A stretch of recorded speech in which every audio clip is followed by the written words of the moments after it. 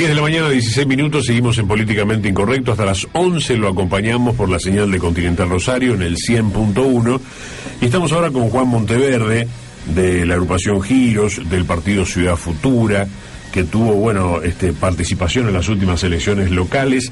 Juan, ¿cómo te va? Muchas gracias por venir. Hola, ¿cómo estás, Leo? Gracias por la invitación. Y que sigue desarrollando, por supuesto, un gran laburo en territorio, sobre todo en Nuevo Alberdi y demás, ¿no? Y, Juan, la idea de convocar tenía justamente que ver con eso, ¿no? De hablar de los territorios. Recién hablábamos con el diputado Puyaro de algunas cuestiones relacionadas con situaciones violentas en determinados lugares, ¿no? Porque claro, hoy se habla o se comprendió que muchos de los homicidios, muchas de las cosas que se resuelven violentamente, tiene que ver con gente que vive cercana a una situación de violencia. Por ejemplo, las bandas juveniles, no es que son bandas bien constituidas de delincuentes, a lo mejor son amigos 15, 2 están armados a veces, y en una balacera terminan cayendo algunos pibes de la esquina, inocentes, que efectivamente están allí. ¿Cómo viven ustedes esta realidad del territorio violento o con la proliferación, sobre todo ahora, de armas de fuego, no?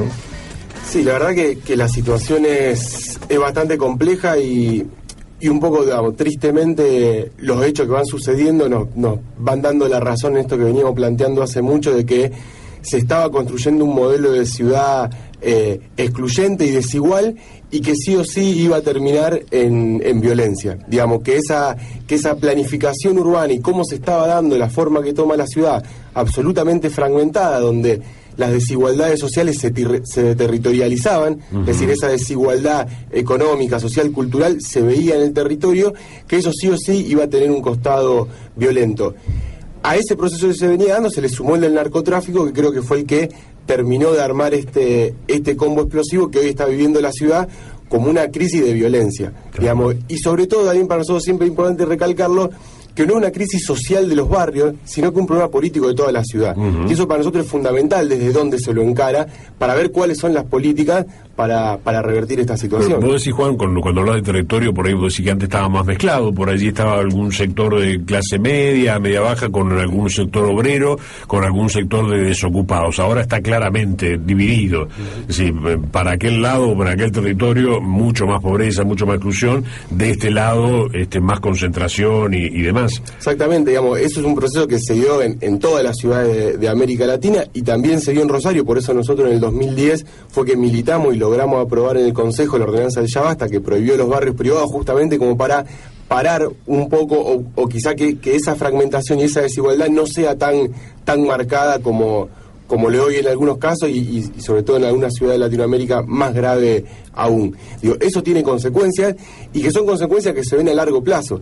Mientras se venía desarrollando este modelo de ciudad, mientras se veía como el costado positivo, las grandes torres y todo, digamos, esto tiene un costado peligroso, no solamente por esta forma de planificar, sino también porque este modelo necesita de una cantidad de recursos económicos que hay que ver de dónde vienen también. Digamos, nosotros siempre decíamos que este combo que hoy está explotando medio que tiene como tres patas. Por un lado, la cuestión de que Rosario se posicionó como ciudad competitiva para traer ese excedente de la soja, por ende desreguló el mercado de la tierra. O sea, dijo, bueno, vengan esas inversiones, no importa de dónde. Ni preguntamos. Exactamente. La especulación financiera, y eso dio también el caldo de cultivo para el blanqueo de fondos del narcotráfico. ¿Vos coincidís, Juan, con lo que dijo el diputado Marcelo Saín en algún momento, que nosotros lo mencionábamos hoy, que dice, en algún momento dijo, si en Rosario quieren seguir creyendo que todo el boom inmobiliario es producto del excedente sojero, allá ustedes, como diciendo, bueno, dense cuenta que ahí también hay inversiones que provienen del narcotráfico probablemente, ¿no? Es que el tema es que el narcotráfico, toda esa cantidad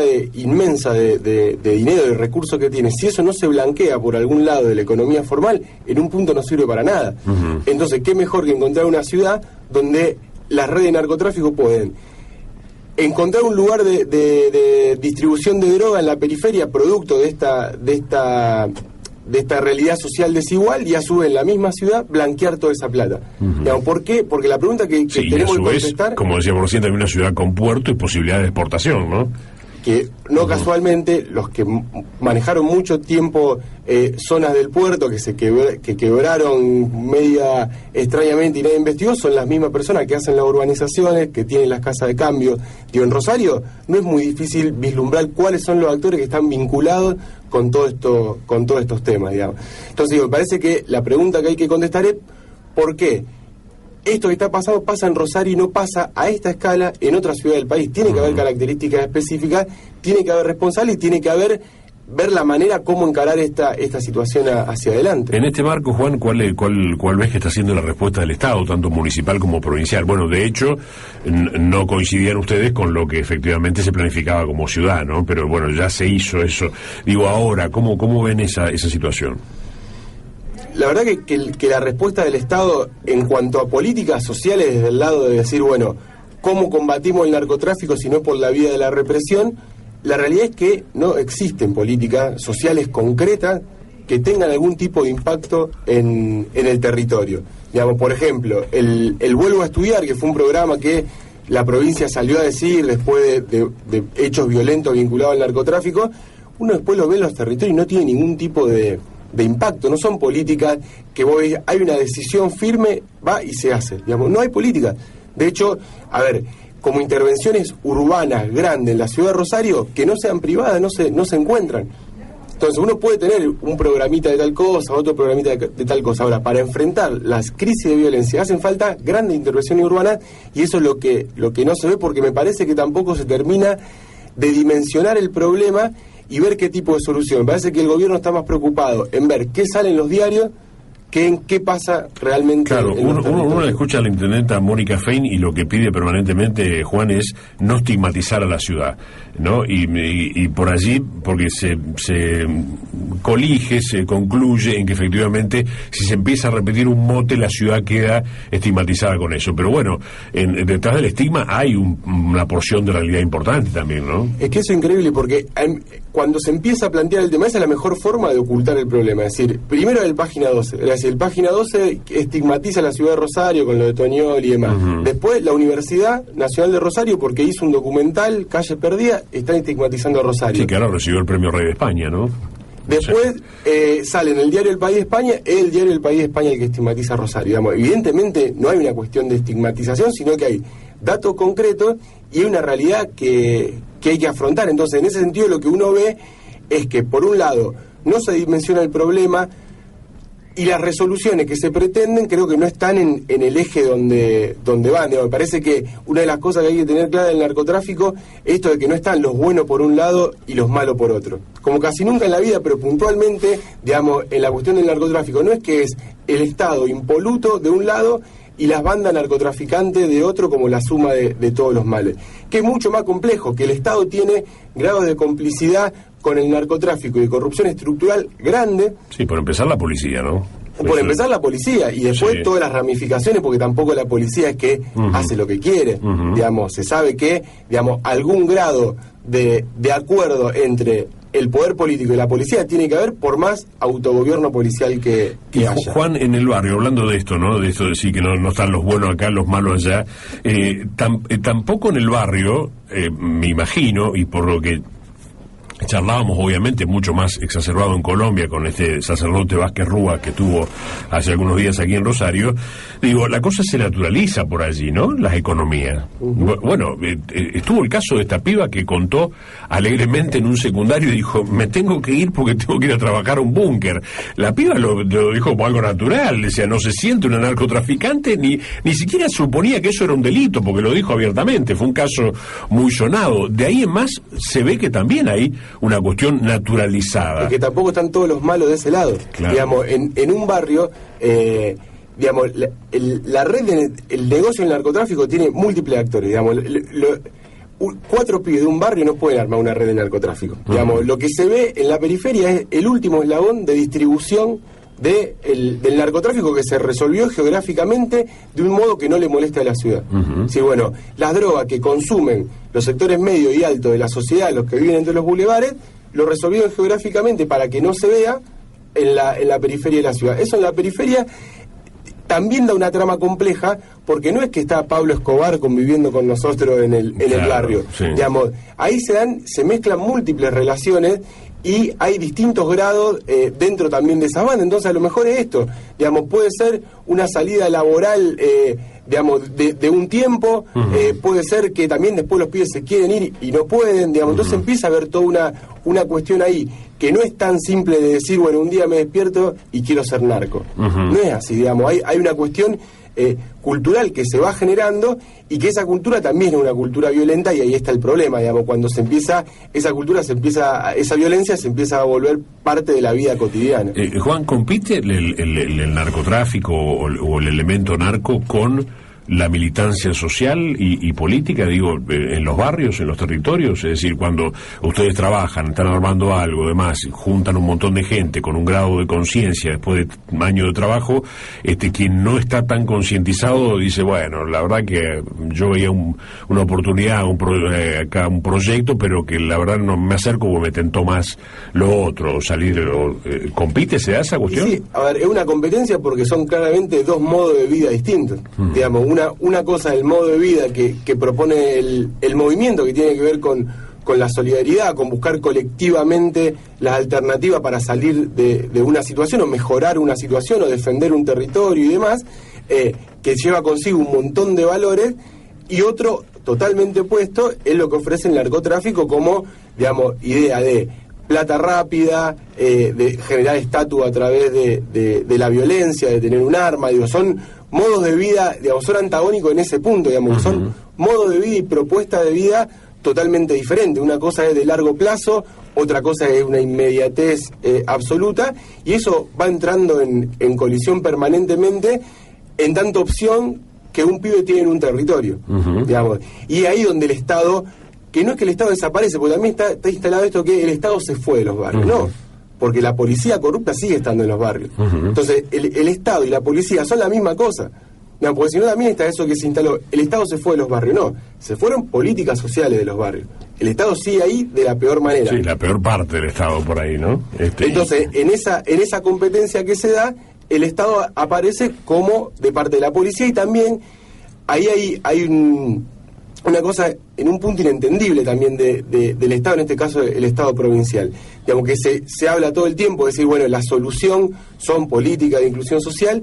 Ahora, cuando en el territorio aparecen proyectos concretos, como en el caso de nuestra escuela en Nuevo Alberdi, que ya lleva 3 años, el Estado, en vez de apoyar ese tipo de iniciativas, es decir, este tipo de cosas son las que hay que hacer, al contrario, no solamente no las apoya, sino que no las valida.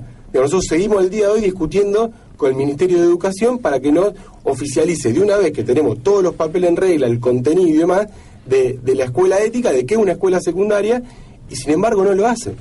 ¿Y cuáles son las razones que da el Ministerio, Juan, en ese sentido? ¿No le gustan los contenidos? ¿No le gusta que un grupo con orientación ideológica o política, efectivamente, orientación política en el buen sentido, no es que es una escuela partidaria, una escuela de un partido? Se da matemáticas, da... Sí, pero no les gusta esa orientación, no les gusta que ustedes tengan una escuela. ¿Cuáles son las explicaciones?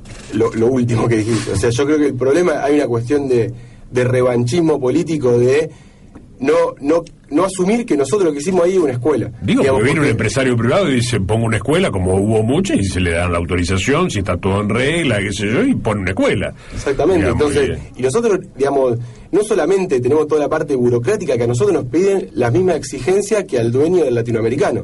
O sea, porque entramos bajo la categoría escuela privada. Claro. Entonces tuvimos que poner una fianza de 250.000 pesos, entonces una compañía hipotecó una casa para poder tener esa fianza. Digo, no es que uno dice, a una escuela y aparece. Sí. Digo, la Dirección de Reforma Curricular nos felicitó por el grado de innovación en los contenidos, pero después la realidad nos sentamos con todos, digamos, con la ministra y los 2 viceministros, o sea, toda la plana mayor del ministerio, y no nos pudieron decir por qué se rechaza el expediente. No lo pudieron decir. Entonces es algo feo. Si no lo pudieron decir, es algo feo. Entonces, ahí... Algo feo de decir, digo. Exactamente, digo, y ahí donde uno dice, sí, a ver, ¿en manos de quién estamos? Digo, las balas del narcotráfico nos están pasando por al lado, acá hay una escuela, y vos no tenés la seriedad de decirme, no te lo apruebo por esta razón. Digo, me parece que en esas cosas hay que dejar de jugar a la política y hacer realmente proyectos en serio. Si vos no lo haces como Estado, por lo menos apoyá las iniciativas que se vienen desarrollando. Porque si no vamos a perder todo, no es que va a perder el movimiento Giro, va a perder el Estado provincial. Cuando el narcotráfico se desarrolle más de lo que está, perdemos todo, y sobre todo los que tenemos, que construimos un proyecto de transformación. El narcotráfico, si algo tiene, es la disolución absoluta de cualquier tipo de lazo social y de proyección a futuro. Se destruye mucho más rápido de lo que se construye, en muchísimos aspectos de la vida, pero en este particularmente, ¿no? A usted un proyecto le llevó años de presencia en el territorio, la confianza de la gente, y por allí el narcotráfico entra en 2 semanas y hace un desastre, digamos, ¿no? Sí, y sobre todo también tener en cuenta, que creo que estamos en un momento, vos recién antes hablaba con Puyaro, si se está a tiempo de cambiar esto. Y me parece que se está a tiempo de elegir cuál es la solución. Y creo que no es menor ese momento. Es decir, ahora estamos en momento o de elegimos una salida represiva que ya falló en todas partes del mundo, como es lo de la guerra contra el narcotráfico. Sí, el Plan Colombia, ¿no? Exactamente, lo mismo que también está haciendo México, que trajo más muertes que el narcotráfico mismo. México hoy tiene más de 60.000 muertos. O sea, son 2 veces la dictadura argentina. Producto no solo del narcotráfico, sino de la guerra contra el narcotráfico. Vos escuchás a cualquier mexicano que viene siguiendo el tema y dice la cantidad de muertos que nos está llevando esta guerra. No dice la cantidad de muertos que nos dejó el narcotráfico. Entonces estamos en ese momento, o elegimos ese camino, o elegimos caminos alternativos de experimentación de legalizaciones, de proyecciones sociales distintas a la que implica la militarización y el enfrentamiento, en teoría, de cara a cara con el narcotráfico. Justamente porque es falso, porque no están los buenos de un lado y los malos del otro. Entonces, esa guerra, en realidad, es montarle al negocio del narcotráfico un negocio más grande que el de la guerra. Sí, parece que además no es que son 2 ejércitos constituidos de un lado y del otro, ¿no? Obviamente es mucho más complicado. Estamos hablando con Juan Monteverde, de la agrupación Giros, del partido Ciudad Futura. Ya volvemos. 10 de la mañana, 40 minutos, Joaquín Figueroa, nuestro operador, nos pone al día con la música, así nos actualizamos un poquito, también aquí en Políticamente Incorrecto. Hasta las 11 lo acompañamos en la señal de Continental Rosario en el 100.1. Y estamos hablando con Juan Monteverde, de la agrupación Giros, del partido Ciudad Futura. Juan, ¿qué sentiste o cómo te impactó la noticia de la muerte de David Pereira, este joven de 18 años que murió por los golpes que recibió allí en Barrio Escuénaga de un grupo de gente? Yo no le digo vecinos porque también hay que establecer si eran gente de ahí del mismo barrio, tampoco estigmatizar al barrio. No creo que en Barrio Escuénaga piensen todos lo mismo, pero bueno, que fue apaleado hasta la muerte, porque después falleció a las pocas horas en el hospital de emergencia Clemente Álvarez. ¿Cómo tomaste esa noticia y la repercusión que tuvo, sobre todo también en las redes sociales, ¿no? Sí, creo que fue la síntesis o la expresión de un fenómeno que evidentemente se venía gestando desde antes. Que evidentemente tiene ese impacto por cómo fue y por lo que significó, por la defensa y el festejo a ese linchamiento en los algunos llamados las radios, en las redes sociales y demás. La realidad es que muestra un fenómeno creciente de un fascismo social que creo que esto se vino anidando desde hace tiempo. Yo escuchaba por ahí algunos periodistas que en buena hora criticaban el hecho y lo condenaban. Ahora uno dice, a esa misma persona vos lo escuchaste hace 10 años que venía fogoneando el tema de la inseguridad y venía con un discurso. Entonces vos decís, me parece que creo que realmente hay muchos responsables. No fueron esos 50 tipos que fueron y cagaron a palos a este pibe, sino que realmente eso se generó por algo.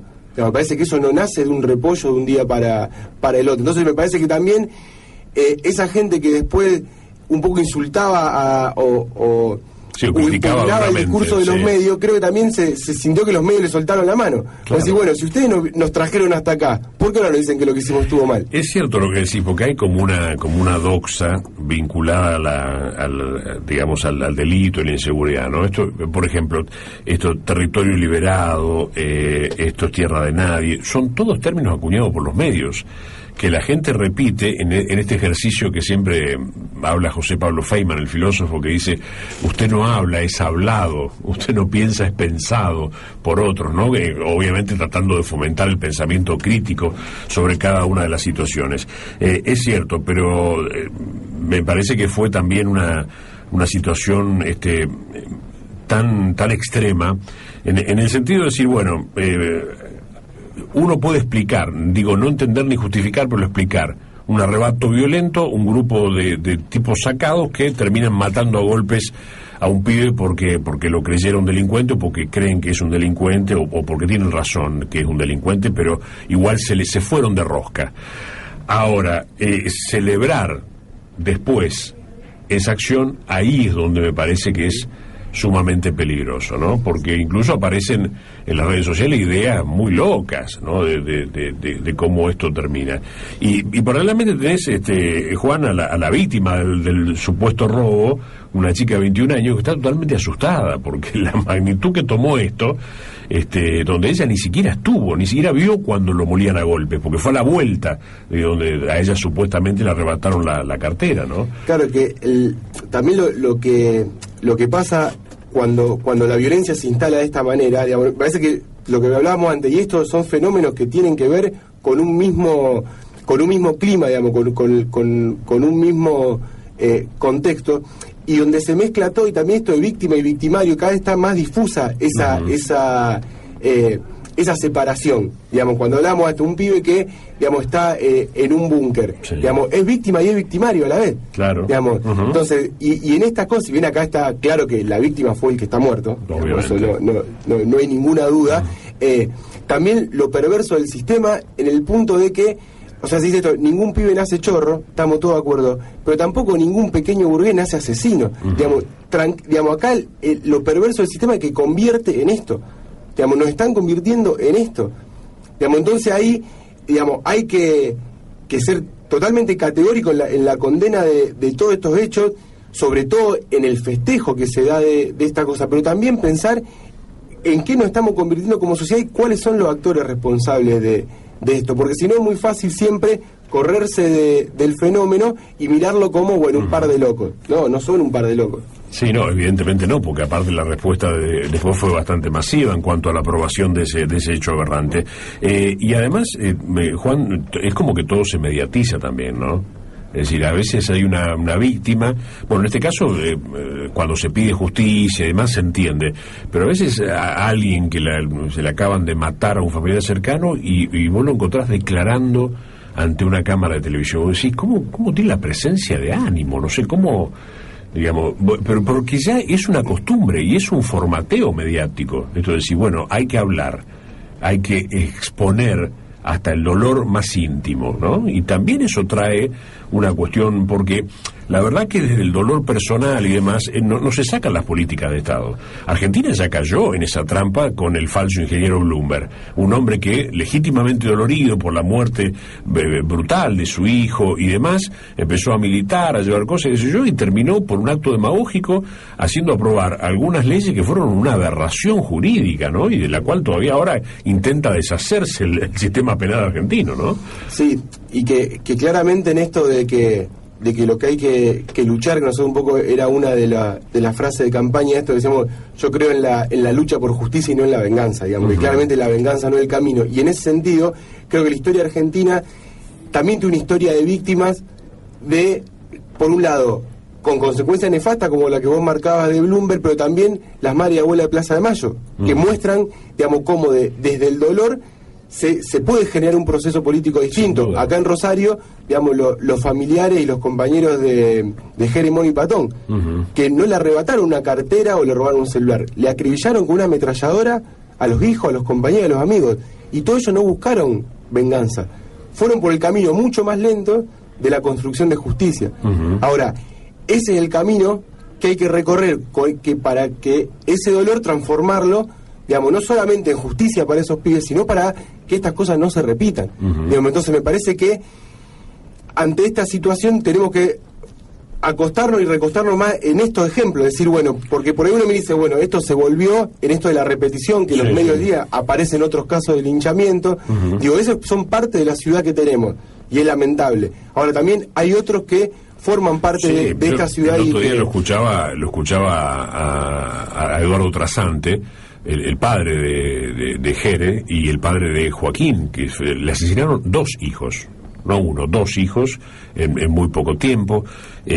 Bueno, está bien, él es pastor evangélico y obviamente encuentra una respuesta también en la fe. Ahora, él admitió lo que pasa por la cabeza de un padre al que le matan violentamente o le arrebatan violentamente a 2 hijos. Él lo admitió. En algún momento dice, bueno, uno puede pensar monstruosidades y demás. Si uno no llega a concretarlas, evidentemente toma otro camino, se tranquiliza y lo capitaliza de otra manera. Ahora, pero son momentos, incluso los momentos de arrebato violento están contemplados en la ley también, ¿no? De las emociones violentas y ese tipo de cosas.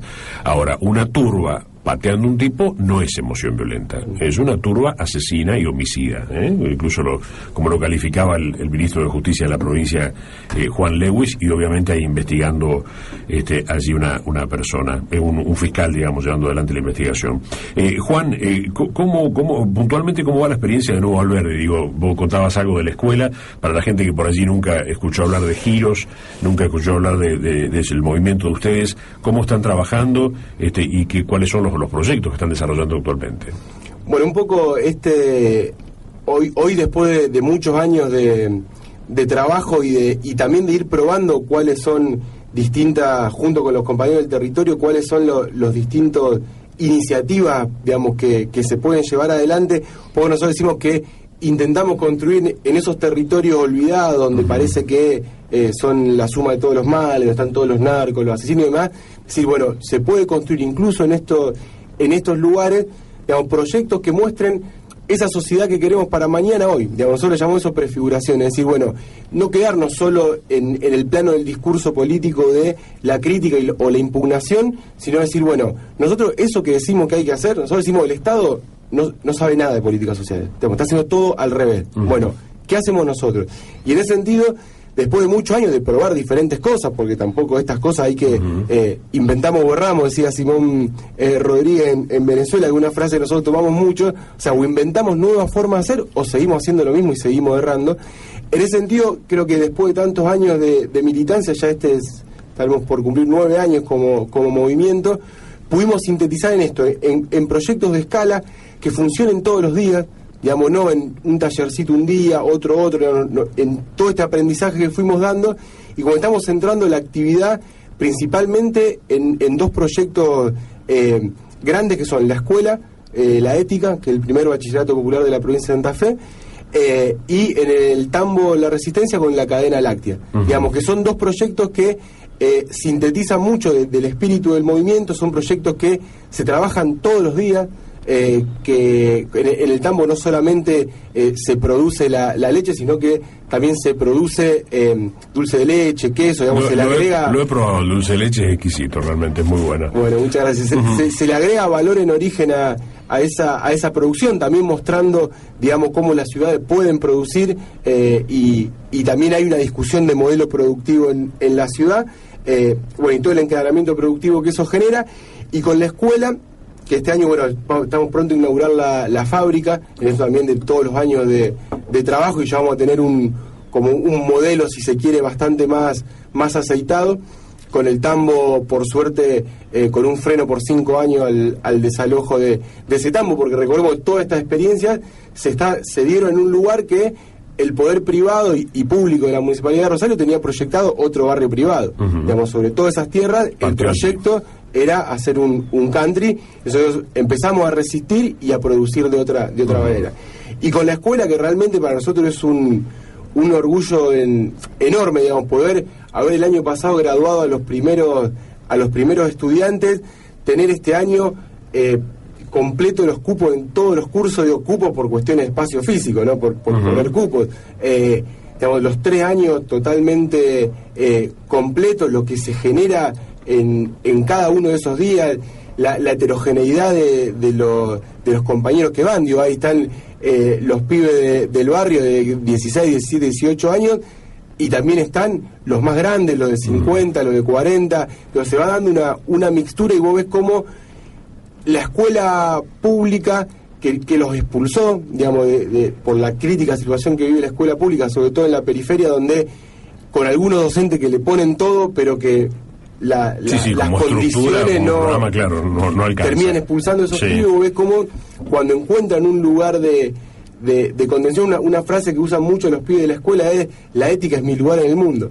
Como de encontrar, cuando se te cierran un montón de lugares, y cuando parece que tu destino va a ser ese que ve en la página policial de los diarios, y encontrar un lugar que no solamente es en el marco de un proyecto político, sino que es una escuela. Me parece que hay un grado de apropiación de lo que significa la escuela realmente importantísimo. Juan, seguramente, digo, alguna vez desde el Estado le habrán dicho: bueno, sí, está bien, esta experiencia que ustedes hacen es muy buena, da resultados, funciona y se puede ver, pero es una escala más pequeña. Llevar a esto a escala más grande es difícil, pero vos suponés que el Estado, con los recursos que tiene, podría hacerlo, digamos, obviamente. Es que justamente es una cuestión de escala, y muchas veces decimos nosotros que la clave de la escuela está en cómo se formó el cuerpo docente, porque los docentes de la escuela, la mayoría son docentes de la escuela pública. No es que nosotros trajimos docentes de Europa como, claro, como Sarmiento, digamos. Sí. Son los mismos docentes, que la escuela pública no funciona y que acá sí. Entonces, evidentemente hay una cuestión de decisión política, digamos, de qué carácter darle a determinadas instituciones. Y cómo hay que... Porque nosotros estamos de acuerdo en que justamente lo que hay que generar son nuevas instituciones, que ante el fracaso de muchas instituciones tradicionales, donde hoy en muchos sectores el trabajo no es un eje organizador de la vida cotidiana, la escuela tampoco, bueno, hay que empezar a generar esas otras institucionalidades donde se pueda hacer pie para empezar a recomponer este tejido social, digamos. Y en ese sentido me parece que hay cosas concretas que van funcionando. Ahora, esto nosotros lo hacemos a la escala que nos da como movimiento en un territorio acotado, que además es un territorio conflictivo, que tiene muchos intereses cruzados, entonces, digamos, no es toda una experiencia a ver también en ese sentido. Ahora, si el Estado realmente tiene voluntad y decisión, bueno, nosotros mostramos las pistas de cosas que se pueden hacer, digamos. Incluso nosotros le dijimos al Ministerio: nosotros no queremos que ustedes vengan y nos feliciten y nos premien, bueno, ustedes saben educar. Digamos, hagámoslo juntos este proceso. Claro. Bueno, ese es el otro tema, ¿no? Que el Estado siempre se puede buscar asociarse en experiencias que funcionan y que probablemente están yendo por el buen camino. Juan, muchas gracias realmente por haber venido hasta aquí, ¿eh? Ha sido una muy grata charla, como siempre. Bueno, muchas gracias a vos, Leo. Está bueno también para tener tiempo y contar algunas cosas que en la vorágine del día a día se complican. Por supuesto. Juan Monteverde, del Movimiento Giros, del Partido Ciudad Futura, ha pasado por Políticamente Incorrecto. Políticamente Incorrecto. El periodismo que siempre quisiste escuchar.